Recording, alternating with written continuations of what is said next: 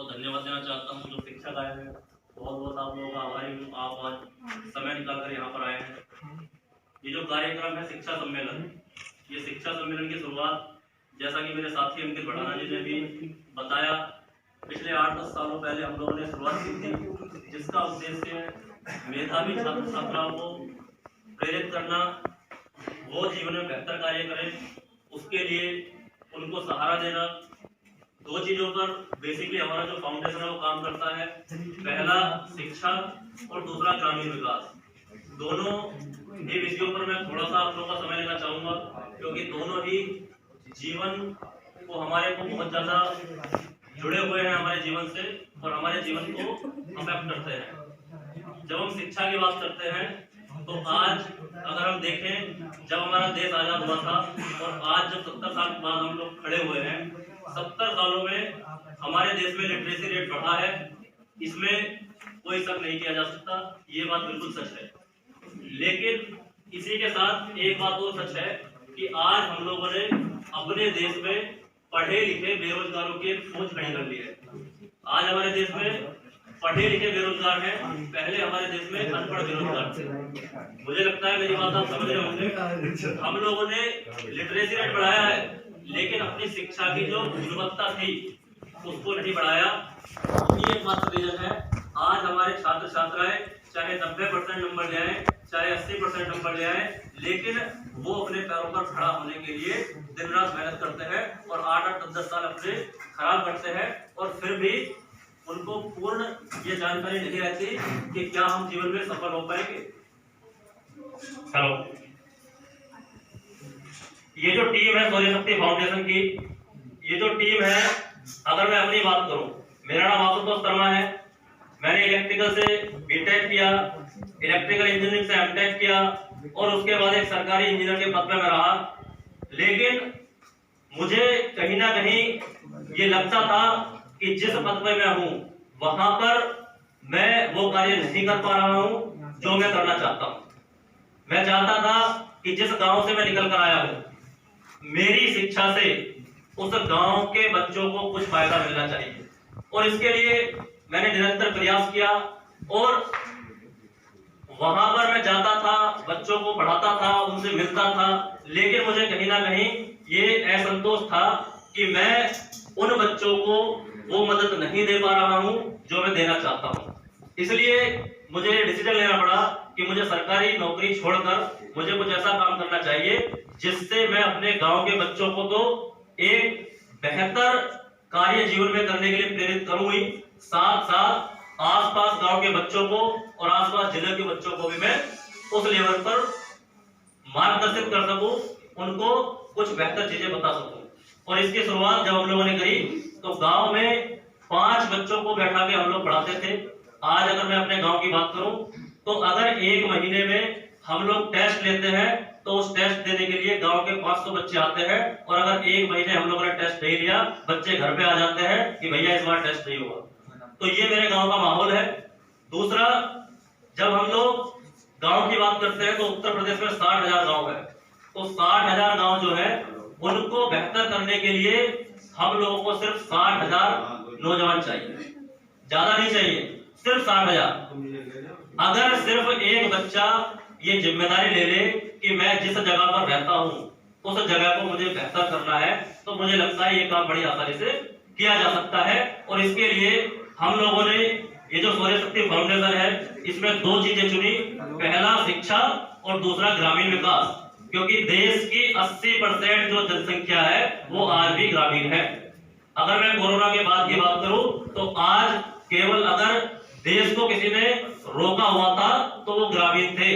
अगर मैं sector wise बात करूं तो इस देश को केवल एक सेक्टर ने रोका हुआ था, वो एग्रीकल्चर सेक्टर था। यहाँ पर मेरे सम्मानित अधिकारी भी बैठे हुए हैं, शायद वो मेरी बात से सहमत होंगे। केवल एक स्तंभ हमारे देश का ऐसा था जो बचा पाया, जिसको हम ग्रामीण कहते हैं। तो कितनी संभावनाएं हमारे उस ग्रामीण भारत में है, कितनी अपॉर्चुनिटी उस ग्रामीण भारत में है, ये हम लोगों को देखनी होगी। दूसरी चीज, जब हम शिक्षा की बात करते हैं तो शिक्षा का जो उद्देश्य है केवल अच्छे नंबर लाना नहीं है। शिक्षा का उद्देश्य है कि हम लोग जीवन में करना क्या चाहते हैं और उस शिक्षा से मेरे आसपास जो लोग हैं उनको क्या कोई फायदा मिलेगा। आज हम लोग जब शिक्षा लेते हैं उसके बाद जब हमारे ज्यादा नंबर आते हैं तो हम एक अहंकार की तरफ चले जाते हैं। जब कोई बड़ा अधिकारी बन जाता है तो अधिकारी बनने के बाद एक आम नागरिक को उससे मिलना एक बड़ा मुश्किल कार्य लगता है, जबकि वो जो अधिकारी है वो हमारी सेवा के लिए ही है।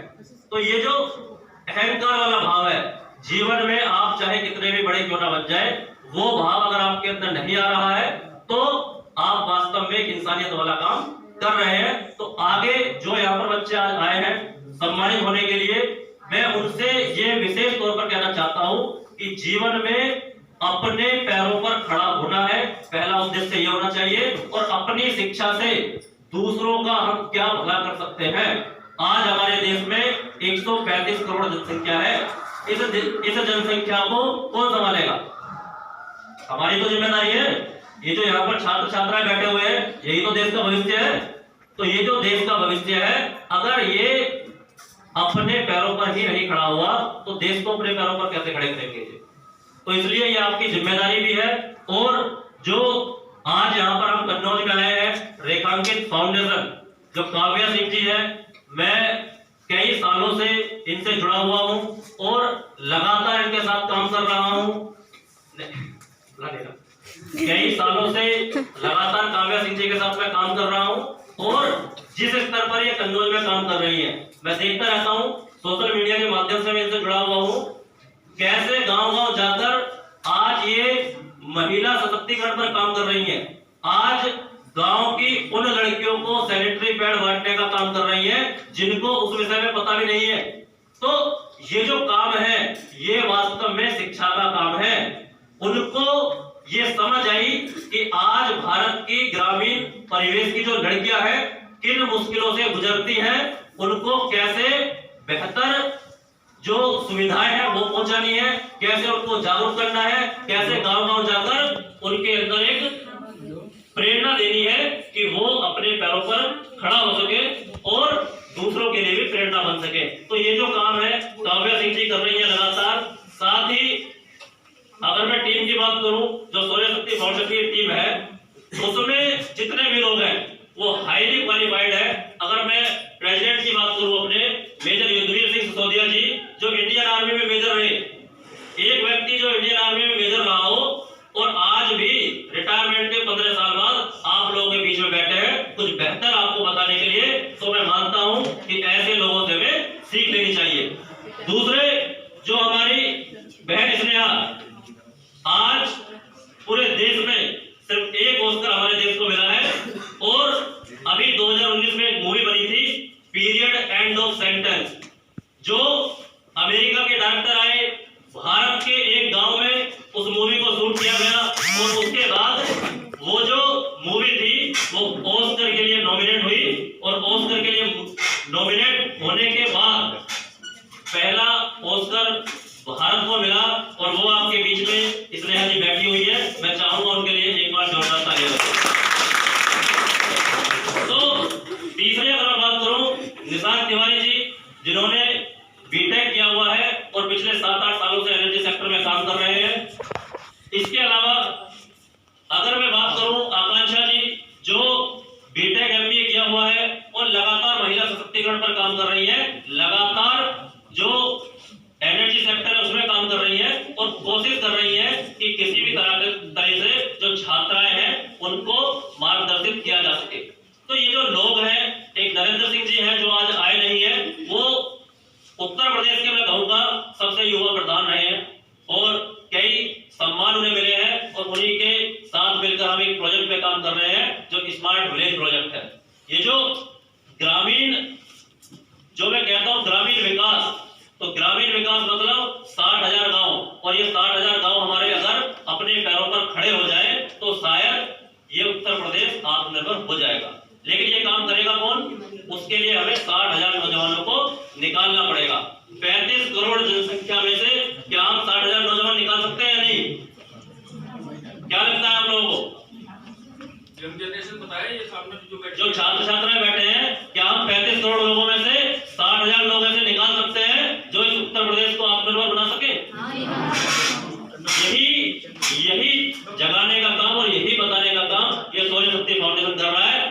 कोई भीड़ नहीं चाहिए, हमें सिर्फ एक गांव से एक नौजवान चाहिए जो देश के लिए काम कर सके। और यही हमारा उद्देश्य है कि आने वाले समय में उत्तर प्रदेश के 60,000 नौजवानों को साथ लेकर हम लोग लगातार काम करेंगे। और ये जो शिक्षा सम्मेलन जो है इसकी शुरुआत हमने हापुड़ जिले से की थी, और हापुड़ जिले में जब 2019 में हम लोगों ने प्रोग्राम कराया था 5,000 छात्र छात्राएं आज यहाँ पर जो बैठे हुए हैं, यहाँ पर मेरे ख्याल से 50 या 60 छात्र छात्रा होंगे, वहां पर 5,000 बैठे हुए थे। पूरे जिले के 500 शिक्षक जो पूरी जिले की जो शिक्षा व्यवस्था को देखते हैं, 500 शिक्षक और जितने भी अधिकारी हमारे जिले में थे वो, यानी कि जितने भी शिक्षाविद थे, जितने अच्छे छात्र छात्राएं थे, वो सिर्फ इस सम्मेलन में ये बात कर रहे थे कैसे शिक्षा व्यवस्था को बेहतर किया जाए और कैसे जो हमारा जिला है उसको बेहतर किया जाए, कैसे उत्तर प्रदेश को प्रगति के रास्ते पर लेकर जाया जाए। तो जब हम लोगों ने लगातार 4 साल तक ये सम्मेलन जब हापुड़ में किया, उसके बाद जो हमारी टीम थी उन्होंने ये डिसाइड किया कि हमें सिर्फ यहीं तक सीमित नहीं रहना है, हम लोगों को अपने जिले से भी बाहर निकलना है। और उसी के लिए हम लोगों ने जो दूसरे जिलों में जो हमारे साथी काम कर रहे थे उनसे हम लोगों ने संपर्क साधा, और ये हम लोग उद्देश्य लेके चले हैं कि उत्तर प्रदेश के 15 जिलों में इस बार हम लोग जाएंगे। और ये आज हमारा तीसरा कार्यक्रम है। इससे पहले 3 फरवरी को बुलंदशहर में 500 बच्चों के साथ ये कार्यक्रम हम लोग करके आए हैं, और अभी 12 फरवरी को मुजफ्फरनगर में ये कार्यक्रम होगा। तो पहला हमारा उद्देश्य है कि हम लोग 15 जिलों से ऐसे छात्र छात्राओं को चिन्हित करें, ऐसे नौजवानों को चिन्हित करें, ऐसे लोगों को चिन्हित करें जो वास्तव में देश के लिए जीते हों।